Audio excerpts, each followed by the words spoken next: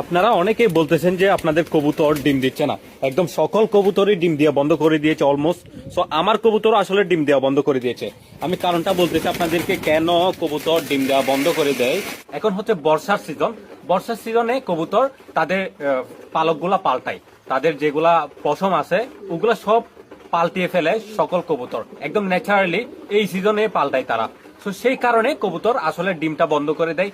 ডিম দিলেও ডিমে বাচ্চা না হওয়ার চান্স থাকে, বাচ্চা হলেও বাচ্চাটা দুর্বল হয়ে থাকে। এই পালক ফেদার গুলা পাল্টানোর সময়কালে কেন ডিমটা বন্ধ করে দিচ্ছে, এটার কারণটা হচ্ছে কবুতরের ক্যালসিয়ামের খরচ বেশি হয়, অনেক বেশি ক্ষয় হয়, ক্যালসিয়ামের ঘাটতি হয় তাদের শরীর থেকে। সে কারণে তারা ডিমটা দেয় না। ডিম দিলেও ডিমে বাচ্চা হয় না, ডিমটা ভালো করে হয় না, নরম ডিম হয়, পাতলা কুচা হয়, তারপর বাচ্চা হলেও এগুলা দুর্বল হয়, মারা যায়, এরকম হয়ে থাকে।